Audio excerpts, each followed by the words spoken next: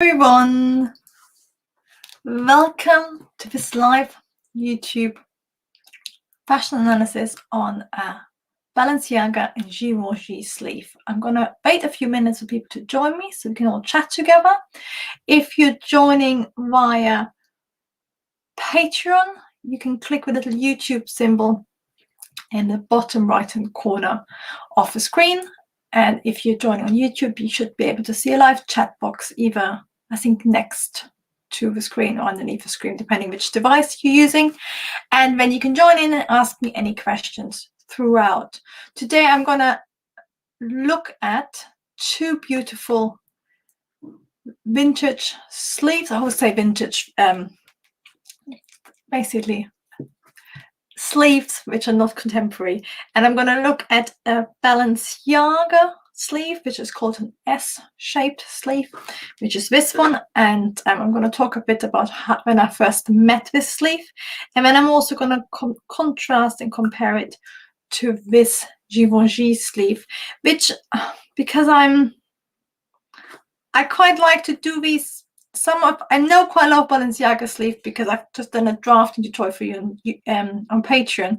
But in general, I like to do these analysis of coming in, not blind, but pretty blind. So I haven't researched this style too much. I'm going just for illustration. So it's a bit like when you see something, you think, how do you make it? I want to be in the same position. So I'm showing you the process behind how to make a pattern from an image you see. And I can see some people have joined me just now. Hello, Anissa. How are you? Nice to see you. So I'm going to wait a few minutes for people to join me, and then I'm going to start this analysis of these two sleeves, and I'm going to draw them both out and talk about them, and then I'm going to take all your questions. But feel free to type throughout the analysis if anything comes up you're not quite sure about. And I'm also going to talk a bit about construction, materials, so which fabrics to use, and also how you can adapt them, which is what we've talked about quite a lot on Patreon, whether you can make it into a top or a dress or something like that. And I can see, hello Astrid, I hope you're well. Thank you for joining me on a Saturday. And have you watched the tutorial yet? Because I know you liked the look of it. Oh, and hello Nergis, lovely to see you. So for those of you who aren't on my Patreon, if you have met before, I'm Charlotta, and this is my School of Pattern Cutting. But I've basically, I actually studied fashion design. I have a BA in fashion design and marketing at St. Martin's, but then I really got into pattern cutting. So I've also got a postgraduate degree in innovative pattern cutting. And when I've worked a bit as a pattern cutter, but then mainly as a fashion designer who also did some pattern cutting for different companies. And then I've taught for the last few years at foundation level. So I just really love the puzzle of working out your own patterns, and I love sharing with you. So I've got a few courses on my website, starting with a beginner to a bit more advanced, and a basic borders as well, so you can actually make all the patterns with you. But my big passion is reinterpreting any designs for yourself, so it's contemporary or vintage, or whatever you want to do with it, because you might see something vintage but make it contemporary, and then helping you draft the patterns for yourself. And I do it on my Patreon, where I do about 3 tutorials a month, from anything from cuffs to sleeves to full garments. So lots of fun. And oh, hello Nana, lovely to see you, and I'm glad you like it, Astrid. So I'm gonna get started now. Oh, one question: what do you think of the quality? I know I'm a bit pale on this camera, but a friend very kindly lent me her camera, because it's supposed to have better sound and visual quality. So let me know what you think of the frontal camera and the sound level. And hello Ruth, lovely to see you. I will answer your email, and I have been, look, I'll show you quickly. I've been working on your puzzle. Foundation level, it's a very British thing. It's because in Britain, art schools used to be completely separate, and I think it's probably the same in different countries. From university level, we only became universities in 2003, most of us. So foundation level is for only free art education, or for only free education in general you can get if you're over 18 in the UK. And it's a very broad base. It's the same level as it can be. It's post A level. It's sort of undergraduate level, and it can be taught at the first level of a bachelor. And it's just you try out lots of different things. So you are taught by teachers from all over: fine art, fashion, textiles, and then you specialize. So I started with people who've just done an A level, so 18-year-olds, with very limited knowledge of pattern cutting. And my aim at the end of the year was to give them good grounding in pattern cutting and fashion design and get them into university of their choice. Oh, and I'm glad you're liking the sound. I think I look very pale, but also I bleached out. But yeah, I agree with you. It's very crisp, isn't it? So I'm gonna try to source a camera which makes it look slightly healthier, but has the good sound. So I'm glad you all approve it. It's better than typical and much improved, because sometimes the sound can be slightly metallic. So let's have a look at these Balenciaga sleeves. And if you're my Patreon, I've done a little sort of background analysis of how I first did this sleeve.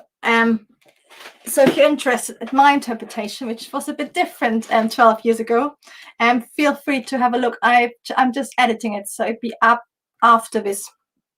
I just need to upload it. So the two sleeves.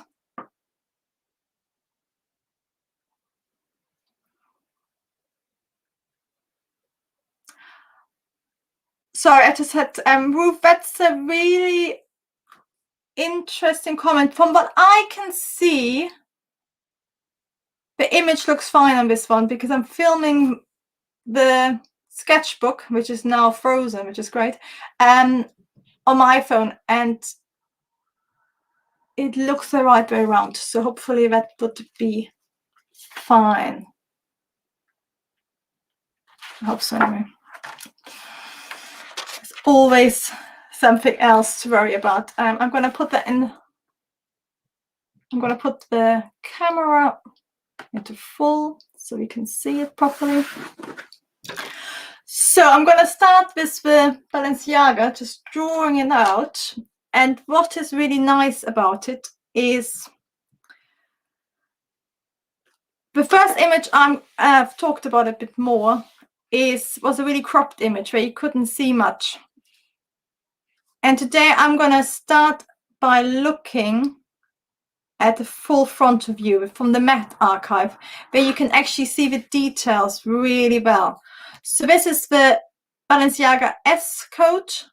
It's very straight cut. It's made from a wool twill. It's got the typical little Balenciaga one-piece collar. It's got a little neck dart. Well done for noticing it. And the shape is sort of typical conceptual Balenciaga. The sleeve, the collar meets exactly in the middle, and I'm gonna do a drafting tutorial for these sort of collars and how you can adapt it.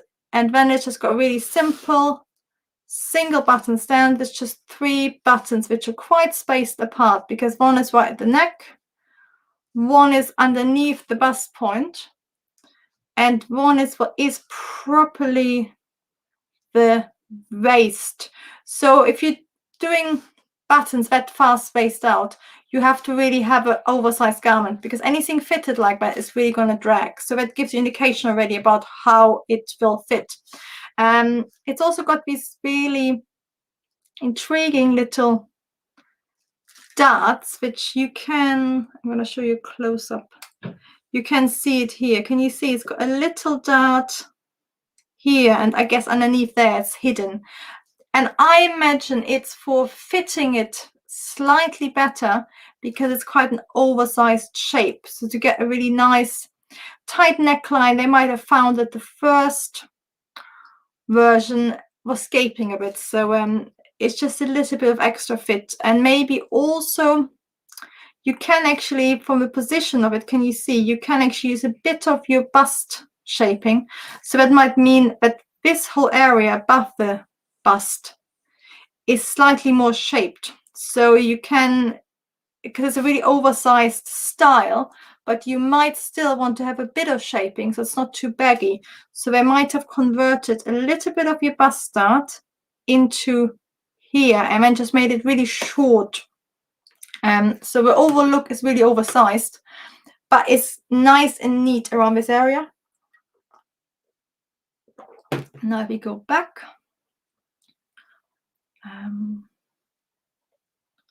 I actually stay with this image. It's pretty similar.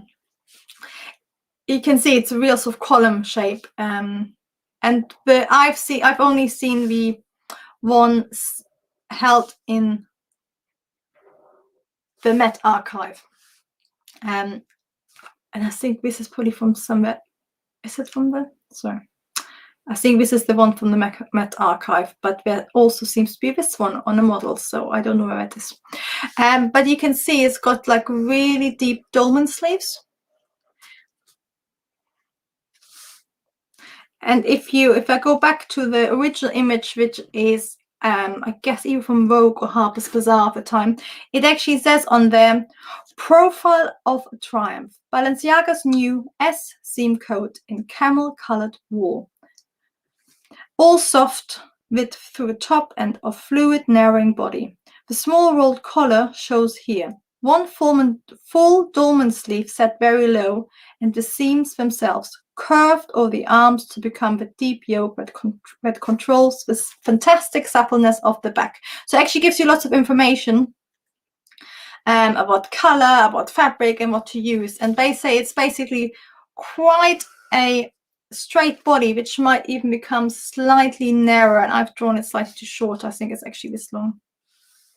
Because can you see this length is the same as that? So I think this is more like that. And that's the sort of thing what you have to work out when you're looking at something like that, whether you are copying it or whether you reinterpreting it into a top or into a dress jacket where you crop it off. But I think it's sort of, you can see here somebody wearing it.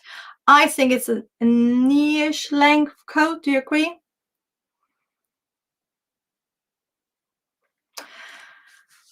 And it's got these really nice little pockets with a curved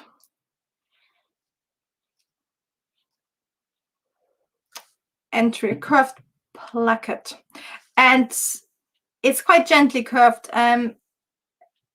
It's quite tricky to sew. If you're a beginner, there are some really good tutorials on YouTube on how to do it. But it is just a lot of practice. And I would, if I hadn't done plackets before, I would do a few just to make sure you get that nice curve right. And it's properly. Actually, what do you think? I think I would imagine it's a curved. The placket is actually curved on here, and it's two pieces, so we have a seam on top. The other option, if it's a really soft wool, it might be a strip cut on bias and then steamed around an interfacing to become curved. But that is tricky. So what do you think it is? But either way, it looked really nice. And then it's got a really, really low, and you can see, I actually think this is one of those, I sometimes with Balenciaga, I struggle because I think this actually doesn't look that fantastic. I think it looks really fantastic on, and it looks really fantastic how it's worn there. And here as well, I think full frontal, when you see all the volume, it's not that, it's a bit weird. Not weird, but it's, I don't like all that volume from the gusset and from the dolman sleeve, and which is why I interpret it differently to begin with. And I'm glad so people are saying they agree a bias strip would be the easiest to manage a curved pocket opening. So yes, so I think if you're working in a wool or something which can be manipulated through steaming and pressing, you can curve it around a really stiff interfacing. So you get the really nice shape, because if you have curved pieces for your placket, you have a seam at the top which sort of isn't as elegant. And then you can see on here there's 2 seams on the sleeve. So the sleeve has no seam at the top. So unlike a normal dolman sleeve, you have just a seam from your neck to your cuff. On here, the sleeve sort of shapes on here, and where you want to put it is sort of up to you. And then we've got a second seam which goes round like this. And then again on the back, it becomes quite interesting. So it's a Balenciaga.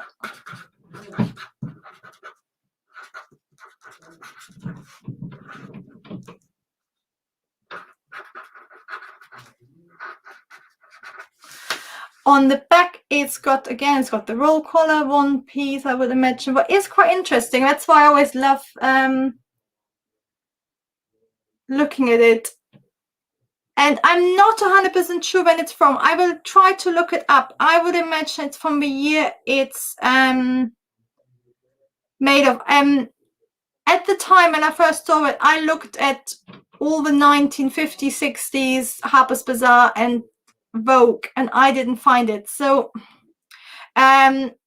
I will try, now that it's putting more information, I will try to see what the Met archives say when it's from, and then we might be able to find more images, because I think you can see this photo shoot is the same as that, because she's wearing the same tie scarf, unless that's just the styling Balenciaga styled this. But I can half imagine that this is from the same photo shoot. So nowadays you can probably find more images. That'd be fantastic, Ruth, if you could find some more images.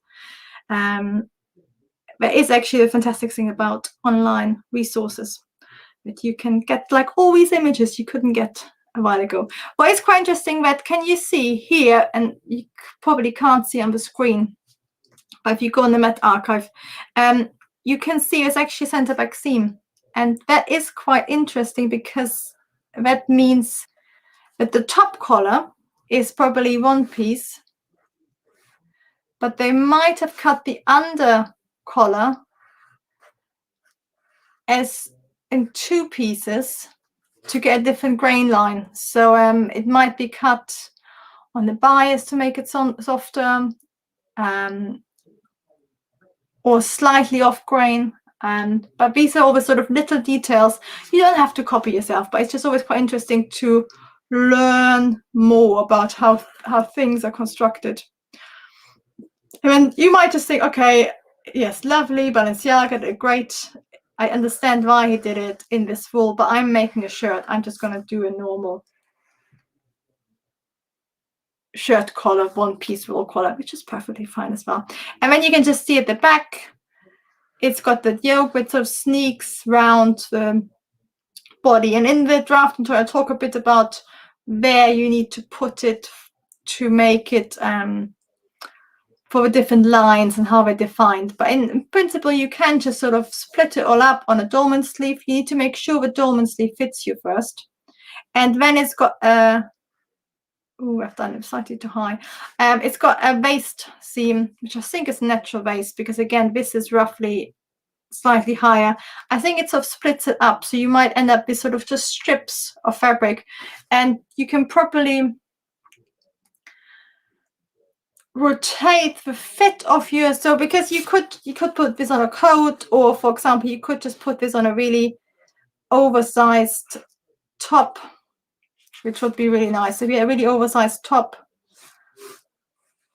you could put these seams on, and then you can really play around with how you fit your dolman. So you can do a less fitted dolman or tighter fitted dolman, and that will mean you can end up with complete strips, and you can really play around this, but you might end up with some pattern pieces which are more or less straight.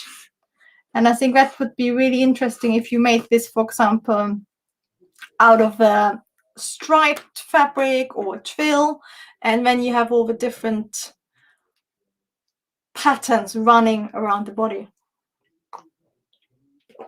Yeah, so if you made a top just like that, you might end up with, for example, the main body being like this, and then the insert, the S shape, coming like that, and then the next one being like that again. So you can really play this how it runs around. And yes, it would be lovely in heavy linen as well for smock. Because I was saying I could half see this in a shirting fabric in a top. And if it in the right, if it's a really heavy, high quality linen or cotton shirting fabric, it could look really nice and crisp. But because you got these sort of S shapes running on your body, if you're not careful, you end up it sort of twisting and not being really not sculptural, just sort of weird and twisted, sort of not quite staying how it should be. So you really want to have something quite either a soft wool, and you can see that's a really fine silky wool. It's really lustrous, but equally well, it was really nice in a linen. So this is the Balenciaga coat. I would imagine that the original would be lined, and what you would do is, before you even, when you work out your overall shape, and you can either use your relaxed bodice block about it, or if you have an overcoat block or anything like that, you can work that as well. But I would definitely do it lined. But I'm gonna do a shared screen now. So what I would say, if you line it, so I'm just trying, because the white really doesn't like the cameras. You can't see anything. Sorry, this is slightly annoying. And what I would suggest is, when you're lining this, is when you make your first basic shape, but you don't, that's when you would do your lining at the same time. So I would do my basic shape, trace it off, and when I'm a traced off one, put your S lines on. And that'd be quite good as well, because then you have your basic shape to go back to. If you say, oh, these lines are completely wrong, you can go back to your shape and redraw them. Or even, I said, what I would do is, once you've done the sort of shape how you want it, on the trowel, draw the lines where you want your S shape. You can do it with pattern cutting, but because they sort of move around the body, it is sort of quite good to see where you want the lines to be. So even if you just sort of make rough on the trowel, if you just mark roughly where you want this line and this line, you don't have to do everything on the trowel if you find that quite tricky.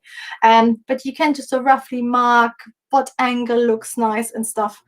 And then you can just, once you've drawn in the shaped spiral S lines, how you like them, you cut the outside this that, but on the inside, I would actually do the lining just on the basic shape. So I wouldn't add the S lines to the shape at all. I'm just thinking of one thing you could do is that you do the same sort of yoke on the lining, but I think the neater the lining, the less sort of over constructed, the better. So I would just have a little facing at the back in self fabric, and I would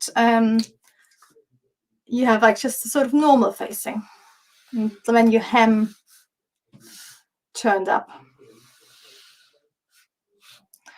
and then the facing, of course, in self here, and then just, you know, you can do whatever facing you want. Could have a sort of yoked facing, but I think you want this, if it's an oversized coat in the wool, you want it to be the lining as smooth and as easy to wear as possible. So you just do it as a normal dolman bodice block lining to fit better. And then if you're just making it as a top, you can just line it here or just face it along. So again, you would create the facing before you actually do the lines. And I think we've done something similar with something else recently, because normally you always think the facing at the back at the end, but this do the facing first. And I just had a question about, oh yeah, so basically this lining, there's always a question whether you do lining exactly the same size, or whether with certain styles you put in a little pleat at the back, so you get a bit more ease in the lining, because you don't want the lining to be too tight and then nothing hangs beautiful. So yes, you can definitely add a little bit of ease to the lining. I think with linings, it depends on each fabric, it depends on the cut, and it's one of those things where I would always add a bit of ease, probably not in the, I would cut the rest top through itself, but with something like that you might want to not connect the bottom straight away, let it hang first and actually see how you need to finish it, because I've seen even some dreadful finishes on tailored stuff. So I think it's with lining is always to add some ease, but not too much, and depending of course what type of garment it is, you don't actually want any ease. But yes, I think a little pleat would be lovely. So let's have a look. I wanted to do half an hour, and I've been all together and I've already done half an hour. So let's have a look at the Givenchy, because I like chatting to you and chatting about vintage garments. So I already mentioned at the beginning, this is just something I found. I think it's in the Met archive again. It's I think it might be either Bergman Goodman or Neiman Marcus. It's I've got it saved somewhere. I can give you the information if you're interested. But it's the sort of illustrations I made for the department stores, so they could I think they quite often made their own versions, but I quite like it because it sort of leaves it up to interpretation. I'm sure if you Google this, you can find out how the final style actually looked in real life, but I quite like just because I'm not there's some really amazing people who recreate vintage stuff really authentically. I'm more like that. I like to like the puzzle of working it out, but then I like to make my own interpretation. So it's less about getting a perfect provenance and making sure everything is perfectly matching, which I think is quite amazing on what people do. For me, it's more about getting the details I like and then recreating variable garments from it. So this one is a Givenchy. It's a really beautiful coat, and what I liked about it, you can see the back view as well, it's quite similar to a Balenciaga, but very different. So we're both have dolman sleeves. They both have roll collars. They both have a slightly narrowing shape, but the rest is really different. And this is what, of course, is lovely about fashion design and making your own clothes, that you can use the same technique and change it completely. So let's have a look at the Givenchy coat. You can see it's got a really nice little roll collar again. And this time it sort of cuts slightly away from the neck. So it's when you first do your drafting, you want to actually make your neckline a bit bigger.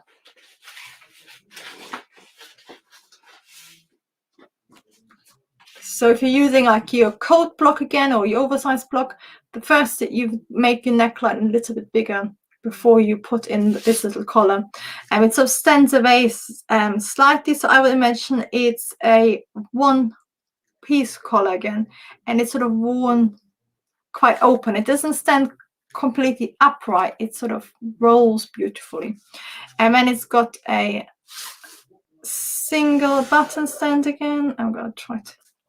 And this time it's got 4 buttons compared to the Balenciaga.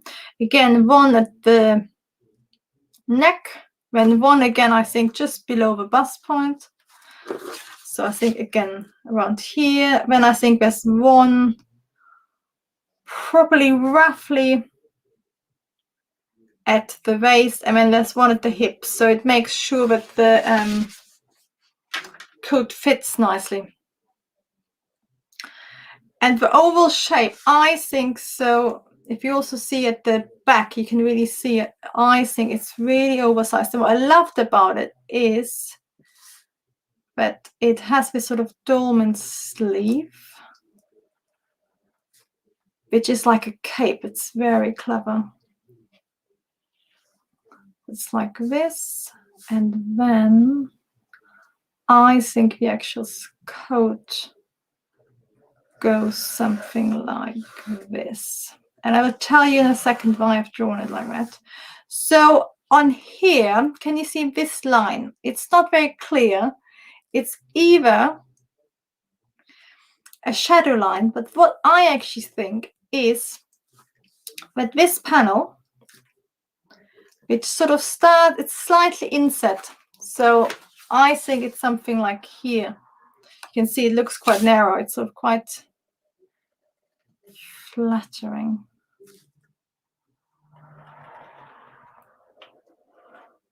And this side is drawn not very well. I think that this is actually the edge of the sleeve, and then you actually got the coat going up on the inside, and then it might be something like this. So it's not very practical garment because you just got more like a cape. But of course, alternative, you say, yeah, nice idea, but it's not going to be very practical because I live somewhere where I want a proper coat in the winter. You could, of course, also just do it as a really oversized dolman sleeve like that, and then just have this sort of panel like that and just ignore this as volume. So either way works well. And of course, what you can do inside here is have like on the facing, have like a cuff which is gathered in and a little bit tighter. Do you know what I mean? So you have the facing turning in, and then it will it attaches to a sort of cuff which sits closer to your arm. That might cause some issues with the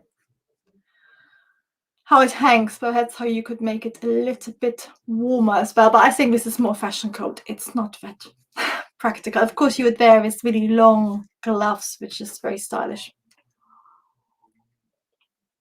But I quite like this version, where it's basically like a cape worn on top of the rest of a coat. And I've drawn it quite low, but I think realistically it probably is quite a normal sleeve like that. So it might be like that. So it's like this invisible sleeveless coat down underneath. And then it's got these really nice seams here, which looks very slightly curved, but they might just be how it's illustrated again. But they go sort of, I seem to, actually I think they're parallel to the center front if you look at it. But then he's put the pocket in here. So it's just a little opening in that seam, and you just got a normal invisible pocket.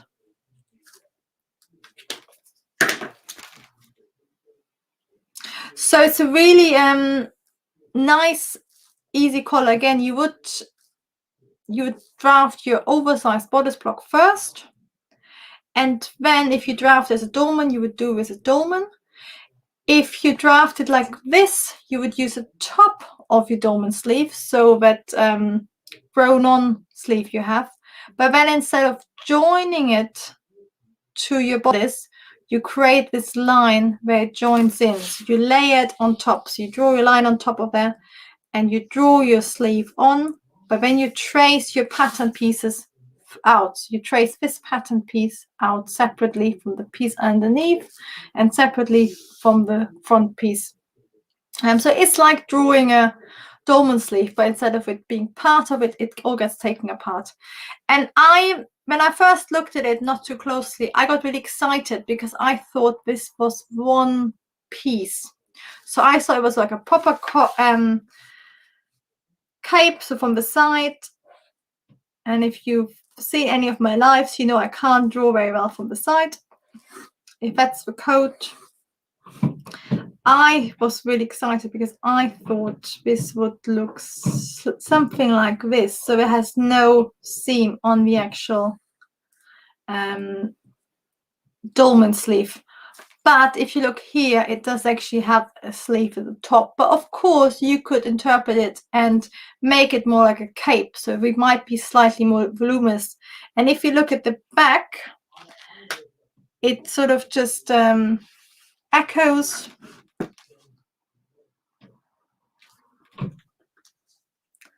Yeah, so Ruth, I agree with you. I love the idea of having a sleeveless coat plus a cape. It's sort of like a sort of interpretation of that sort of Georgian menswear, the sort of big capes. But also I think because you can, of course, if you want to make this purely stylistically and then have either that sort of cuff underneath, which I've done for oversized sleeve, but I haven't done it for sleeve this big, so it might strain and not sit. But alternatively, you can actually have like another little sort of normal sleeve just inside the armhole out of lining, which is a bit warmer. But this might be a really nice for spring coat. Oh, I'm glad you agree, Eileen. Eileen, I think it's a really beautiful coat. It's very Givenchy, but I love how it looks completely different to the Balenciaga, but they actually both have a dolman sleeve, they both have a roll collar, they both have an interesting sleeve and that sort of shape.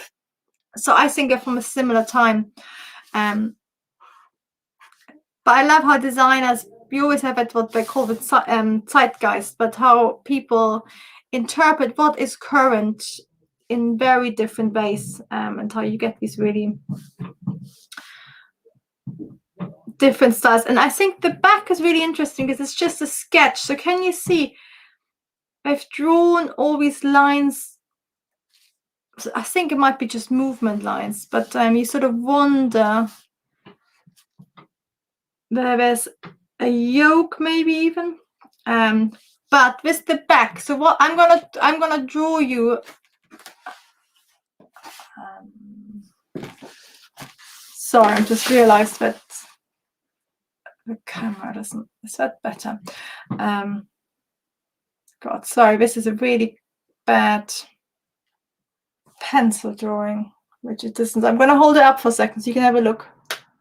So can you see that is the back? So it's very sketchy. There's not very much information. So I'm going to draw out how I think the original looked, but another option as well, which I think might be quite interesting. So the original is, again, I think if you go with that principle where it's out of a different sleeve, it will look again like that. It has the same sort of panel at the back. So it's quite nice because quite often backs get sort of neglected, but this is quite nice how the back mirrors the front. So it's another statement. And then again, I think it's like this or like this, but there's like a underbody underneath. And I think that's how it basically looks like. You can see it's quite a wide collar on the back. Because what I have wondered is whether, because there's a line across, but I think that is just to show you where your body measurement is and where your shoulders are. But the other option you could do is, so that's the Givenchy option, which I think was original, which is beautiful. The other option is that you could, instead of it mirroring the front, you could actually make it as a cape like this, and then have it completely either completely separate, or you could sort of again have it stitched in. That's really bad drawing, sorry. But you could have it sort of again either separately and stitched in, or actually attached just along this seam line, but have this sort of it looks like a real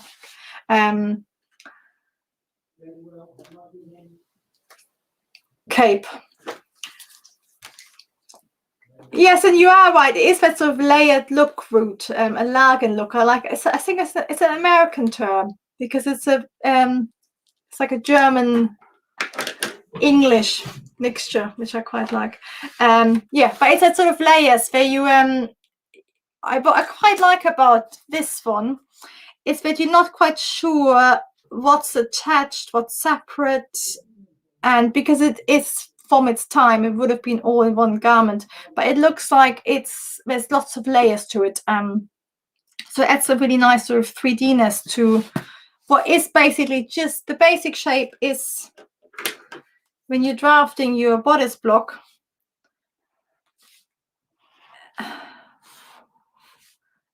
it's actually something like that, but then they just they add all the different details to make it a lot more interesting and have a style line. So it's a really easy to wear coat, which I like about it. But there's lots of interesting details which you wouldn't without making it too overly structured and fitted. So it's still like a loose garment, but it's got lots of interesting styles. But I think the Balenciaga in a way is exactly the opposite, because it just has that one pretty detail, but the main coat, apart from a little curved pocket, is actually really plain. And I think that's quite a Balenciaga thing as well. It's sort of really plain coat. I mean, it just has, if you think of some of the beautiful gusset ones you have, it's that purity of shape. The shape has to be absolutely perfect, because if it doesn't fit right, it's not going to be flattering. But he did it really well. It's just always like a beautiful pocket or something, which again, if you did that beautiful proportioned and fitted, it looked like a lab coat, but just he does it really well there. He gets the shape right. And Givenchy, by comparison, I love how it's again a really oversized shape, but with a lot more style lines and sort of little quotation marks from history, which I like.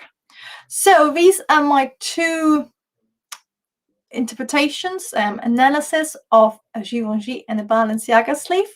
Have you got any questions? I've got about a few more minutes, and so if you've got any questions about fabrics or linings, we can have a chat. And then after this, I'm gonna upload a little clip where I look at how I made this Balenciaga coat from an image like this ages ago. And then you also have the full drafting tutorial over on Patreon for you. So if you have, maybe I was really clear, it all made sense. I think it's also, they're really conceptual garments. Sometimes we do stuff there, I think that you can see straight away, oh yes, I'm going to make a skirt of it or a top of it. I think with both of these, you have to sort of think a bit more about what fabric would I make of. Do I actually, it might be one of those beautiful garments, but it doesn't actually fit my own wardrobe. So I think it's, for example, I think the Givenchy is absolutely stunning, and I would probably use details from it. But the whole overall coat might not actually be as practical to wear, but on the other hand, it'd be a sort of coat you might only wear a month or 2 months a year, but you just put it on and you look fantastic on this sort of fall and spring days. Yes, I think the Balenciaga is more accessible. I think this is it's a statement piece. The Balenciaga is actually really understated and beautiful and clever. And the other question is about pre-washing the fabric. I don't. The thing is, coming from industry, you never pre-wash, and everything is dry cleanable over a certain level, just because as soon as you wash it, of course, it hasn't got the crispness anymore. But for your own clothes, you want to wash it. I steam them. So with something like wool, which you're gonna wash at a delicate or cold wash in your washing machine, if you're like me, I would steam it on your steam iron and sort of just with lots of steam press it, and that should pre-shrink it. If it's something like a linen, I do pre-wash them, just because depending on where you buy it from, or I have lots of vintage stuff, remnants, they can really shrink. So I think it's always think about, are you going to wear it lots? Do you need to wash it at a higher setting, or is it going to be more delicate settings? And I don't wash it, but if you wash silk, it loses luster. So if you want that sort of washed silk, which is quite beautiful, much matter, you can do on purpose. Otherwise, don't wash silk.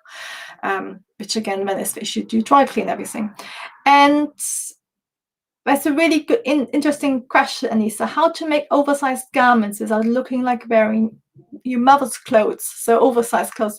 I think with both a Balenciaga, oh, actually, some of the Balenciaga can have that feel that it's really oversized. What is really beautiful about there is that the shoulders, so basically the section above the bust, is actually quite, it's not fitted, but it's semi-fitted, which is why we also have that little we have a little dart there. So I think that always helps if a part of the garment is sort of not a bit more defined. So I always think the section here is a bit more fitted, then it doesn't look as oversized overall. And I think it's a proportions as well. So if everything is oversized, it looks too big. But if certain, like the sleeve on here, for example, at the top and towards the cuff, it's quite fitted. So again, it's sort of, and the back is actually, you can see again above, basically above here, it's sort of fitted again. So it's got actually a really beautiful fitted shoulder, and that sort of always makes it look like it's actually your clothes rather than the big. I think the thing is, when it always looks like it's somebody else's clothes, is when the shoulders don't fit. So of course a dropped shoulder can be done on purpose, and it can look fantastic, sort of menswear influenced, but half the time on me, if the shoulders aren't right, it just looks like, yeah, like you're wearing your mother's clothes. And what kind of fabric? So the original one is a really shiny, beautiful wool. Is it a wool twill? For some reason I thought it was a wool twill. Oh, it just says camel colored wool, but it's one of those really shiny wools. You get in very nice men's suitings, but quite a heavy weight. So it's sort of an Italian cloth, sort of very subtle wool, quite shiny, maybe with a little bit of a structure. If you're making a top or jacket version, of course, I said linen would look really nice. I can actually see it for contemporary look. I can also see this out of a double knit cloth, so quite a structured knit. It's not stretchy jersey, more of what they call, I think they call it neoprene, a Milano, sort of an interlocked double knit. And I think this one, I would imagine the original would have been again in a wool. Again, you don't want, for this one, you want probably a wool with a bit more body. I think this one is very, you can see it's quite shiny. It's not too heavy. It's quite silky. I think this one, I can imagine a slightly more textured wool. So that could even, you can make out of a tweed for the sort of full-on cape and English menswear influenced one. But in like a boucle would be really nice as well, or a crepe, something like that. Oh, it would be beautiful in a mohair. And I'm going to show you what I've got. I've got a mohair still.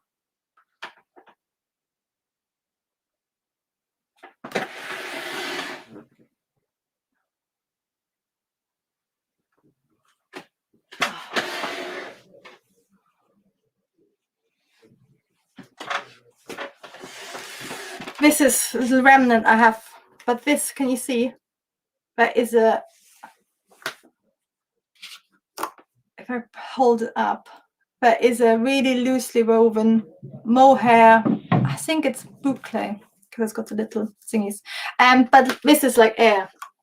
It has no weight on it, but it's got a beautiful drape, and I just got a tiny remnant.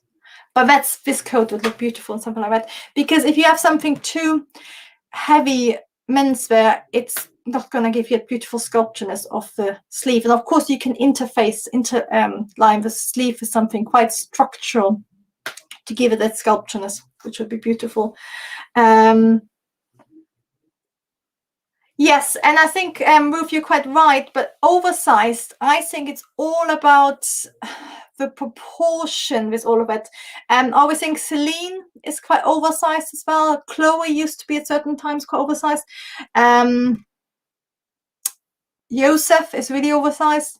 So it's sort of, and the row, it's that balance. And of course, it's different body types as well. If you're very tall and very slim, everything is going to look fantastic. But on me, it always looks like I'm, what, 12 and wearing somebody else's clothes. And I think it's sort of, it's getting, I think, a fit around here, not too oversized. So if it's oversized, it has to be contrasted by something else in the oval silhouette. But yes. And you're very welcome. Oh, hello, Malise. Nice to have you here. So yes, I've seen lots of my lovely patrons, so that's lovely. So yes, so if there's no more questions, I'm gonna sign off and upload the other clip on the Patreon. And if you want to re-watch this, it's going to be on YouTube, but I'm also going to put it in a separate post on Patreon, so it's quite clear that you can watch it again. But thank you so much, everybody, for joining me. Tonight it was really nice to chat with you and also sort of hear your ideas and stuff like that. I was quite it's like a sort of brains research session where you get like even more new ideas about everything, and you should always challenge me, which I like as well. So yes, so thank you so much, everybody, for joining me, and enjoy the rest of your day. Yes, it was good fun, Astrid. So lovely to see you. Lovely to see you, Ruth. Lovely to see you. Now, just nice to see you, JP. I'm glad you liked it, and you're very welcome, Anis. Bye-bye, everybody.